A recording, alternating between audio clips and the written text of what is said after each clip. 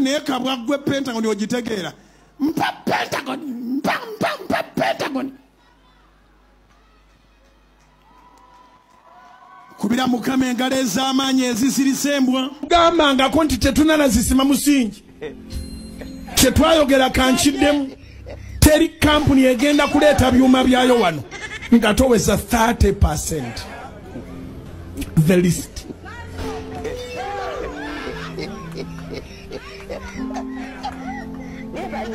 They can take 30%. Oyinza okutandika nga tomanyi. Boba tomanyi, in the process you learn a lot of things. Kyenzikiriza naawe olina omulimu gwatandika oba okujja ko mu Kampala oba olina experience ng'ebintu obitegeredde mu kkubo. Kati ffe twali tumanyi nti billioni ze tulina twatandise dde okuzima ne tutandika n'okweraganyisa ennaku z'omwezi ng'ebbugumu lisinga kubeera mu ffe okusinga okubeera eyo. Bwe twatandika okwogera n'abagenda okukola omulimu ne batandika otubulira olulimi olutuufu. Olunaku lw'eggulo yabadde Sande ate yabadde Idi. Tukulisayo bannaffe abasiraamu mwenna ababadde mu lunaku lwa Idi ne bulunyumirwa newankubadde akasiriikiriro ko kabadde kangi. Natuuse n'okwebuuza oba abaganda baffe abamu emmere yabatuze ne ngamba nti akasimu kange eva kabeerako. Osobola okugamba n'ogamba muganda wange ekifo kinkutte ne nsobola okubeera nga ate nzijja nkutaase. Mwe abavuddeyo mu Idi nga muli balamu nga muvuddeyo bulungi yisa engalo mu maaso munyazi Mungu osobola okubeera nga omwebaza ate ggwe eyavuddeyo nga tofuniddeyo ebizibu naawe fukamira bufukamizi wansi ku mavivi omusabe omukama Katonda asobola okubeera nga ate abikutereeza. Olunaku lwa Idi lwagenze ne lukwatagana ne Sande ey'abannaffe abakristaayo kw'ossa n'abo abalokole okusobola okubeera bano bagende no mu muzigiti ate bano bagenda mu kkanisa. Kakati olunaku lw'eggulo Pastor Aloysius Bugingo yasobodde okubeera nga ate ayanukula abo abamubanja Pentagon yabayise bubwa. Kakati twalabye abantu abamu nga baba attackinga ku social media ne bagamba mbwa bw'osirika tebakuddiza naye ye Pastor Bugingo aganye osirika agamba nti nedda ekigambwe kigenda na kikambwe. Naye olugero ng'egye kitera okuggwayo ekikambwe kigenda na kikambwe ennyama ya gundi egenda na kamulali. So Pastor Aloysius Bugingo yasazeewo n'avaayo n'abatabukira. Kinajjukirwa nti emabega kaawo ndowooza wiiki ng'emu emabega Pastor Aloysius Bugingo yavaayo n'ategeeza nti okuzimba Pentagon kukyakalubye era ne ssente ezitandika omusingi tewali mani yani mye ssente ezitandika omusingi tezinaba kubeera nga ziwera. Okuva le batandika okubeera nga basonda obuwumbi 100 obw'okuzimba Pentagon mu mwaka gwa 2019 giweze emyaka 67 wemba sibaze bubi katuli mu 2025. Budget yali ya buwumbi 100 neyongeramu obulala 2 akadde kano mu mwaka gwa 2025 ekitegeeza nti kati obuwumbi obwetaagibwa buli 120. Mulokolo kategedde ako singa tutuuka mu mwaka gwa 2027 twandeyongeramu obuwumbi obulala. So we buba muli bakusonda sente za Pentagon mwandibadde mwangu yaako kubanga gye tukoma okulwawo ne sente zeeyonga. Kakati ngenda kubeera nga nkuwa Pastor Aloysius Bugingo ng'atabuka. Yatabukidde ddala nno abantu yabayise bubwa. Era nkakasa eno hiti yakubiri ku TikTok eya Pastor Aloysius Bugingo. Omukutu oli ku Viki Exclusive agangezo wansalekejo ntuddeyo kulwa munange Viki atasobodde kubeerawo kutusaako mbeera nga bwetambula. Naye ffe tweyama nti tujja kutusangako amawulire mu buli mbeera mu buli kadde nga tegalinayitako. Omu wabataliiwo omulala gye n'abaweereza ne musobola okubeera nga ate mwekumira mu kubeera nga mumanya obanga mutegeera ekigenda mu maaso mu ggwanga byonna gy'obeera osinzidde. Abali ebweru w'eggwanga abali mu ggwanga Uganda ffe twasalawo ensalo tuzimenya ne tutuukayo eyo yonna gy'osinzidde. Video giweka like eyo nnono ya wano atanaba kubeera nga otoyingako mu butongole nkugamba nti subscribinga akadako nyambo kajje mu kigambo personalizo kanterem all kigenda kuyambako okubeera nga ofuna notifications z'emboozi zaffe zonna zetubataddeyo ate mukadde. Bwe wenna alina obuzibu n'olususu oli otandise kufuna enkanyanya ku myaka emito oyagala kwerukamu katono naye nga oyeruse wenna sigamba nti ofuuse nga zino empale z'aba 7 wano oli wa bbulu wano wakakobe wano wa red wena oli awo olinga piikooko onoonya ngoye za kwambala ku mikolo muli abantu bameka oyagala kanzu oyagala suuti ndooza ne emishana nabagirina abagala okwesiba embugo nazo bazirina so kyolina okukola kiri kimu litayo ku bannaffe abo Maria Clear Skin bagamba nti gendayo buli kimu basobola okubeera nga ate bakimaliriza bulungi nnyo nnyini ddala bakubirewo ku namba yaabwe esimu eyo gyolengera ku screen buli kimu kisobola okubeera nga ate oba oliawo kitereezebwa gw'alina abaana oyagala kubeera ng'obaweerera mu ssomero eriri ku mutindo erina abasomesa abatendeke nkugamba nti batwale ku bano aba Brain Train Nursery and Primary School basangibwawo Kinaawa ku Kidda enakawuka nabo bakubire ku namba yaabwe y'essimu eyo gyolengera ku screen buli kimu kisobola okubeera nga ate omwana wo akifuna bulungi nnyo nnyini ddala kaakati ensonga za Pastor Aloysius Bugingo n'abantu abamwogerera ku kya Pentagon zongedde okubeera nga ate ziwanvuwa oba okitegeera mwavaayo ne mwogerera pastor wano ne mumugamba nti Pentagon ne mugibanja ku speed etali ya bulijjo naye bw'atyo ne mumulowozesa nti agenda kubeera nga azimba kayumba ka bumyu okitegedde kati okukakana nga pastor mumusudde mu bizibu yeebagazze enjovu agitadde mu kutiya alowooza nti akantu katono nnyo kumbe obuwumbi 10 tebugenda kubeera nga buwera mu bbanga lye yali asuubidde n'okuzimba Pentagon eno mu budde bwe yali asaze okuzzaako emabega Pastor Aloysius Bugingo yatandika omulimu guno gw'okuzimba Pentagon oba okusonda ssente ezinazimba Pentagon mu mwaka gwa 2019 bw'atyo azenga azisonda ng'ayita mu kyaki ng'agamba endiga kosa n'okuteekawo namba za mobile money abantu kwe balina okubeera nga basindika ssente ez'okuzimba Pentagon ne banka ezimu n'aziteekawo abantu basobole okubeera nga bateekayo ssente ez'okuzimba Pentagon kakati wetuukidde mu mwaka gwa 2025 nga Pastor Aloysius Bugingo yatugambako dda nti ennyumba ya Mukama by the way mu mwaka guno gwa 2025 twandibadde Pentagon twagiyingira dda kubanga ennaku z'omwezi nga 6 mu Novemba wa 2022 Pastor Aloysius Bugingo nga bajjaganya emyaka 8 egya Sot Media yavaayo n'ategeeza nti balinawo obuwumbi 3.5 obw'okuzimba Pentagon ku buwumbi 10 akadde ako yategeeza nti alinawo obuwumbi 3.5 n'agamba nti mu Julayi nga lumu mu mwaka gwa 2023 okutema evunike erisooka oba okutema omusi oba okutandika okubeera nga bazimba Pentagon kwe kugenda okubeera nga kutandikibwa mu mwaka gwa 2023 nga Julayi lumu lwe yategeeza nti Pentagon egenda okubeera nga etandikibwa okuzimba wakati kati awo nategeeza nti mu mwaka gwa 2024 nga lumu tugenda kubeera nga tuyingira Pentagon okitegedde ndi from July from 1st July 2023 omusingi ogenda okubeera nga gusimibwa nga 31 December ndoza Pentagon eri kabaka agenda kubeera nga akuba ekisumuluzo okuyingira omwaka nga naffe no tuyingira Pentagon kakati we twatuukawo mu 2024 naku z'omwezi nga 2 Pastor Aloysius Bugingo n'agenda afuna obuzibu yalumbibwa abazigu oba abatamanya ngada nga neje buli ntebana bakubeera nga bamanya ani eyali emabega okubeera nga alumba Pastor Aloysius Bugingo mu motoka mwe yali kosa n'omukuumi we Richard Muhumuza bw'atyo n'abasindira amasasi wali eri ewewarakata bwe yali ava ku mirimu gye ng'ayolekera enamayumba gy'atera okubeera nga asula amasasi bannayuganda bangi ne bavaayo ne batandika okubeera nga boogera Pastor Aloysius Bugingo bagamba newankubadde akubiddwa amasasi naye Pentagon tugyetaaga nga bagamba nti Pastor Aloysius Bugingo ekyokubwa amasasi ne Richard Muhumuza okubeera nga afa talina kubeera nga akyekwasa twetaaga Pentagon lwensonga nti Pastor Aloysius Bugingo wakati mu bulumi yavaayo n'ategeeza nti Pentagon tugira tukola ki tugyesonyiwamu olw'obuzibu obwali bubatuuseeko bannayuganda abamu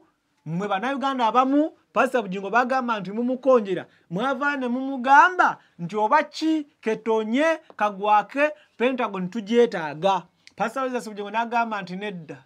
nkyali mu bulumi tuli mu bizibu ate muleta bizibu bya kusimba Pentagon. Nkyali mu bulumi nfiiridwa munywanyi wange Richard Muhumuza abadde antegera buli kimu abadde antegekera buli kamu nga nakatambala yakategeka kosa ne socks bamukubye amasasi afudde omukadde w'ekanisa abadde nfanfe wange ngera munziza mu bya Pentagon tukyali mu bizibu mubanja Pentagon era abasinga kumwe mwafunayo ebivumo n'okubuuzibwa oba Pentagon ya nnyoko kakati je buvuddeko mu mwaka gwa 2025 Bannayuganda nga tebannamanya kiki ekiddako oba ekyatukawo ku Pentagon. Pastor Rogers Bugingo n'avaayo n'abagamba nti omulimu gw'okuzimba Pentagon gwongedde okubeera nga guzitowa. Omulimu gw'okuzimba gwongedde okubeera nga muzibu olw'ensonga nti obuwumbi 10 bwe baali balowooza nti bwe bugenda okubeera nga bumala okuzimba Pentagon ate bweyongeramu obulala 20 mu mwaka gwa 2025 kati beetaaga obuwumbi 120 okusobola okubeera nga Pentagon eggwa. Kyokka ebyembi oba okwongera okubeera nga ebintu bibi oba okwongera ekyembi ekyaguddewo kwe kubeera nti mukadde kano ne ssente ezitandika obutandisi okusimba omusingi tewali. Pastor Rogers Bugingo agamba nti beetaaga obuwumbi 30 at least kampuni egenda okubeera nga ezimba Pentagon n'okuleetaaga motoka gaayo beetaaga obuwumbi 30 okujjako Kananiland batandika okubeera nga bakola ki bazimba. Kyokka ekyennaku nazo obuwumbi 3 tebunnawera yadde obuwumbi 7 tewali. Kati mwe pastor mwagala akola atya? Namwe mumuwe ku magezi. Pastor mwagala akola atya? First of all Pentagon mugibanja nnyo ate ng'okusonda temusonda. Okitegedde? Ate nga namwe abaleekaana ennyo Pentagon tebakwatako. Okitegedde? Muli mubogola Pentagon Pentagon. Bantu mmwe wabula mubonyebonyezza musajja wa Katonda. Mubonyabonyezza musajja wa Katonda mumwogeza kino na kiri mumukozeseza kino na kiri lwa Pentagon. Ate nga mmwe bennyini mwaba muwaga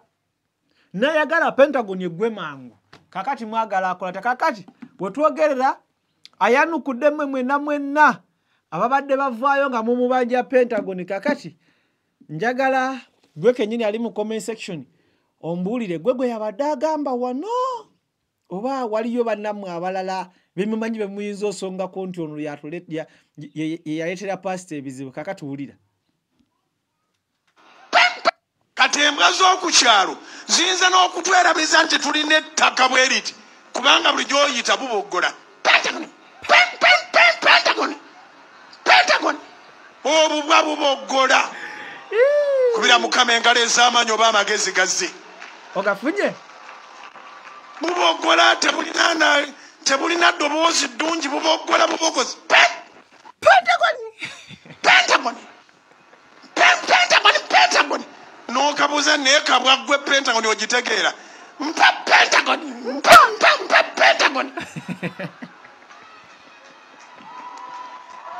kubira Mukama engalo ez'amaanyi ezisirise embwa ngambye kubira Mukama engalo ez'amaanyi n'enduulu ezisirise embwa mu linnya lya Yesu.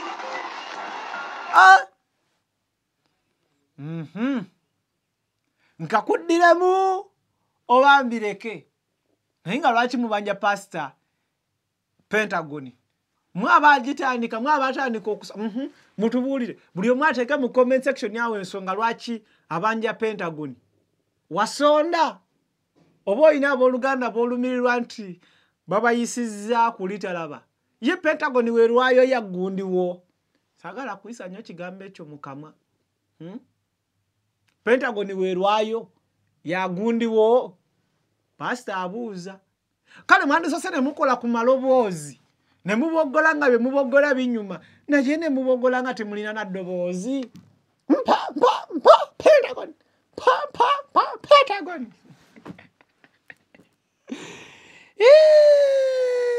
Sofa embeera bwetyo bweri mwababanja Pentagon ndoza ke kadde musoke mwesonyiwe mu Pentagon watali ekyo mujja kulaba ebinene ebisingawo mujja kuletera pastor okwekyawa pastor mumusa stress yali amanyi nga yesiza abantu nti bajja kusonda kyokka okusonda ne kubeera nga kutono okubanya ne kubeera nga kungi kiki kye mwagaza pastor kale mwakiri mwandibadde mubanja Pentagon nga n'okusonda musonda naye bantu mwe temusonda mubanja Pentagon kiki ennyo Pentagon yagundiwo embeera yo bwetyo bweri naye nga nyongera okubategeeza nti gye munaalwawo okubeera nga musonda sente za Pentagon gye tugenda okoma okugirabira ewala nga Pentagon emayuka yeyongerayo kubanga gye tukoma okweyongera n'ebintu ebikozesebwa mu kuzimba byeyongera which means project eyongera okubeera nga egaziya sente zirina okubeera nga etwala sente zeyongerako tunatuukira mu 2028 singa Pentagon sente munaaba temunazimalayo musuubire okubeera nga waliwo awo obuwumbi obulala obweyongeddemu kakati mulokole obugumiikirizo olina okubeera na bungi kyova olaba nze mbagamba nti nga bw'otuula ebiseera ebisinga omukkiriza yenna bw'aba asaba agendako mu Bayibuli n'aggyayo bannabbi n'agamba nti Katonda wange ngwewe watassa Daniel empologoma nange bwotyo bw'oba ontaasa obwavu nga bwe wawa Saala omwana ku myaka 9 nange bambi mpa omwana ku myaka gino gye ndiko kakati omulokole bw'obanga osaba obugumiikiriza tosobola kubeera ng'osaba Katonda akuwa obugumiikiriza nga bwe yawa abaana be abasabira ku Kananirandi abaana abo bagumiikiriza ate mulokole obugumiikiriza kintu kikulu nnyo batugamba omugumiikiriza ali wamu ne Katonda pastor agenda azimba ekkanisa wano simanyi gye mugenda kudda pastor agenda azimba ekkanisa wano simanyi mwabogera gye mugenda kudda ekyova olaba pastor era ne mugamba yanguyeko azimba ekkanisa tuswaza bano abatukonjera wama pastor kikole kibalume ebigambo ebyo boogera bibakalire ku mumwa gambangako nti tetunanazisima musingi kyetwayogera kankiddemu teri kampuni egenda kuleeta byuma byayo wano nga toweza 30% the list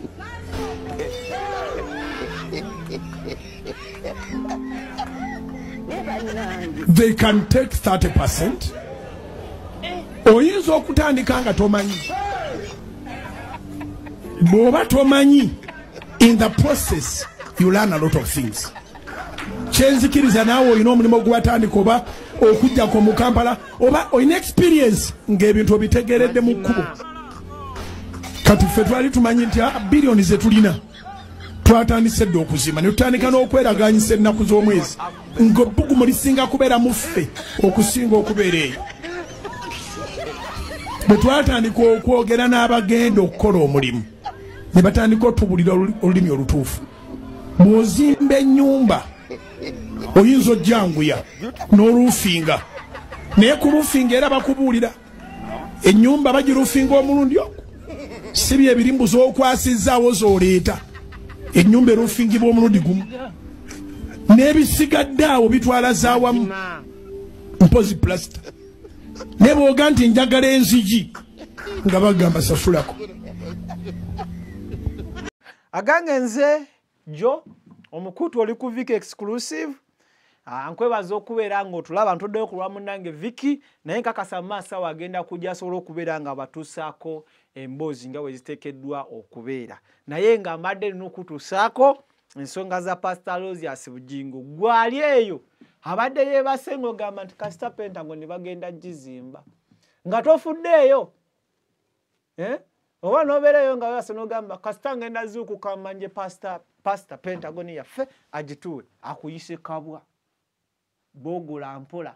era bw'oba ng'oyagala okuboogola sooka okole eddoboozi okomewo obogole. Tusingane mu updates ezidako akume atakumira mpeera mweraba.